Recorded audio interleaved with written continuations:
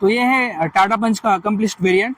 आज एक फीचर के बारे में आप सबको इन्फॉर्मेशन बताऊंगा। टाटा पंच में ऑब्वियसली बहुत सारे वेरिएंट आते हैं, उसमें भी बहुत सारे हम कह सकते हैं कि पेट्रोल वेरिएंट्स बहुत ज़्यादा हैं, इलेक्ट्रिक वेरिएंट भी आया है, सीएनजी वेरिएंट भी है। टाटा पंच जो है वो डीजल में नहीं है। तो कौन सा वेरिएंट आपके लिए बेहतर है? मुझे ऐसा लगता है कि जिस वेरिएंट में जिस फीचर के बारे में मैं बात करने वाला हूँ वो फीचर है क्रूज कंट्रोल। तो टाटा पंच के कुछ ऐसे वेरिएंट है जिसमें क्रूज कंट्रोल ये फंक्शन दिया गया है, ये फीचर दिया गया है। आपका जो स्टीयरिंग होता है, स्टीयरिंग के राइट साइड में क्रूज कंट्रोल का फंक्शन या फीचर दिया हुआ है। इसका बेनिफिट क्या है मैं आपको बताऊंगा। जब भी हम हाईवे के ऊपर ट्रैवल करते हैं ना, तो ट्रैवल करते वक्त एक स्पीड हम सेट कर सकते हैं। फॉर एग्जांपल, गाड़ी का स्पीड अगर आपको 90 ही रखना है हाईवे के ऊपर, तो 90 स्पीड लिमिट आपको सेट कर लेना है और उसी स्पीड के साथ गाड़ी जो है आपके आगे चलती रहेगी। लेकिन याद रहे, क्रूज कंट्रोल आप तभी सेट कर सकते हैं जब आपकी गाड़ी थर्ड गियर में हो, मिनिमम थर्ड गियर में हो, और मिनिमम स्पीड जो है वो 40 होना चाहिए। तभी आप क्रूज कंट्रोल को ऑन कर सकते हैं या एक्टिवेट कर सकते हैं। तो इसका बेनिफिट क्या है? सबसे पहला बेनिफिट, जब आप क्रूज कंट्रोल ऑन करते हो और एक fix speed, for example speed अगर आप 70 रखते हो, 80 रखते हो या 90 रखते हो, एक फिक्स स्पीड से जब गाड़ी चलती है तो आपका जो माइलेज है इसमें काफ़ी सुधार आ जाता है।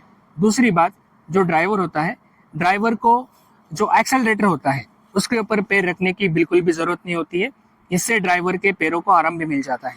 और अगर आपको उसे कैंसिल करना है, फॉर एग्जांपल क्रूज कंट्रोल आपने ऑन कर दिया है और आगे स्पीड ब्रेकर है या आगे बहुत सारी गाड़ियां हैं, तो आप इमीडिएटली ब्रेक दबा के या क्लच दबा के क्रूज कंट्रोल को कैंसिल भी कर सकते हो। और जब आपका बाद में फिर से एक खाली रोड या खाली हाईवे की शुरुआत होती है, उस वक्त आप फिर से क्रूज कंट्रोल जो है उसको ऑन करके गाड़ी आपकी चला सकते हो। तो क्रूज कंट्रोल का इस्तेमाल कैसे करना है मैं आपको दिखाऊंगा।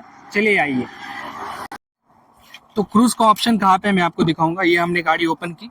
गाड़ी ओपन करने के बाद जो हमारा स्टीयरिंग है, देखिए स्टीयरिंग के राइट साइड में आपको क्रूज कंट्रोल के ऑप्शंस दिए गए हैं। जब आप आपकी गाड़ी ऑन करोगे, गाड़ी ऑन करने के बाद मैं आपको बताना चाहूँगा कैसे दिखता है वो ऑप्शन। सबसे पहले ये मैंने गाड़ी ऑन की, अभी मैंने गाड़ी ऑन कर दी है। तो देखो, जब मैं क्रूज कंट्रोल ऑन करूँगा तो मुझे सबसे पहले ये बटन दबाना है। इसे दबाने के बाद मुझे ये वाला बटन दबाना है, तो जाके क्रूज कंट्रोल ऑन हो जाएगा। और यहाँ पे स्पीडोमीटर के ऊपर आपको क्रूज कंट्रोल का सिंबल देखने को मिलेगा। तो जब मैं थर्ड गियर के ऊपर जाऊँगा तो मैं आपको क्रूज कंट्रोल स्पीड सेट करके गाड़ी कैसे चलाएंगे वो दिखाऊंगा। तो देखिए, अभी मैं गाड़ी ऑन करूँगा और एक क्रूज कंट्रोल एक एग्जाम्पल मैं आपको दूंगा कि क्रूज कंट्रोल का इस्तेमाल कैसे करना है। तो अभी गाड़ी सबसे पहले इकोनॉमी ड्राइव मोड के ऊपर हम लगाएंगे, क्योंकि अभी हम हाईवे के ऊपर हैं। अभी हम हाईवे पे, इसलिए इकोनॉमी ड्राइव मोड हमने एक्टिवेट कर लिया है। और जैसे कि मैंने कहा कि आगे देख सकते हो आप कि रोड पूरा खाली है अभी, ओके। तो इसलिए हमें क्रूज कंट्रोल का इस्तेमाल कैसे करना है मैं आपको बताऊंगा। एक बार फिर से मैं रिपीट करूंगा कि मिनिमम आपकी गाड़ी थर्ड गियर के ऊपर होनी चाहिए और मिनिमम स्पीड 40 के ऊपर होनी चाहिए, तो क्रूज कंट्रोल का इस्तेमाल आप कर सकते हो। तो अभी हम गाड़ी चला रहे हैं। जब गाड़ी का स्पीड 40 के ऊपर रहेगा और जब मैं थर्ड गियर डालूंगा, तब मैं क्रूज कंट्रोल का इस्तेमाल आपको बताऊंगा कि कैसे करना है। अभी हमने सेकंड गियर डाला है, ओके। तो इमीडिएटली मैं थर्ड गियर डालूंगा। अभी मैंने थर्ड गियर डाल दिया है और स्पीड जो है फिलहाल 40 के ऊपर है। तो अभी मैंने क्रूज कंट्रोल एक्टिवेट करने के लिए ये वाला बटन सबसे पहले दबाया है, ये बटन दबाया और ये बटन और फिर ये वाला बटन। अभी क्रूज कंट्रोल ऑन हो गया है। अभी मेरा जो पैर है वो एक्सेलरेटर के ऊपर नहीं है। अगर मुझे गाड़ी का स्पीड बढ़ाना है तो मैं केवल ये वाला जो बटन है ना, ये दबाऊंगा। इससे क्या होगा कि स्पीड ऑटोमेटिकली बढ़ेगा। स्पीड अगर कम करना है मुझे तो भी मैं स्पीड कम कर पाऊंगा। मुझे केवल ये वाला बटन दबाना है, ओके। तो अभी मैं स्पीड कम करूंगा। स्पीड अभी देखिए ऑटोमेटिकली कम हो रहा है, देख सकते हो आप स्पीडोमीटर के ऊपर, ओके। तो अभी स्पीड जो है कम हो गया है, अभी 50 के ऊपर है। अभी इस तरह जो है आप क्रूज कंट्रोल का इस्तेमाल हाईवे के ऊपर कर सकते हो। Thank you very much. हमें 3 बटन प्रेस करने होते हैं क्रूज कंट्रोल ऑन करने के लिए। सबसे पहला बटन है ये, फिर ये और फिर ये। ऑन कर बटन। अभी क्रूज कंट्रोल ऑन हो गया है, स्पीड अभी 50 का ही रहेगा देखिए। और जब क्रूज कंट्रोल ऑन होता है ना तो यहाँ पे सिंबल भी आता है आपको देखिए, क्रूज कंट्रोल का ग्रीन कलर में जो स्पीडोमीटर है, स्पीडोमीटर के ऊपर सिंबल भी आप देख सकते हो। अभी आगे से गाड़ी आ रही थी, इसकी वजह से ब्रेक दबाना पड़ा और ब्रेक दबाने की वजह से फिर से क्रूज कंट्रोल चला गया। एक बार फिर से मैं आपको बताऊंगा।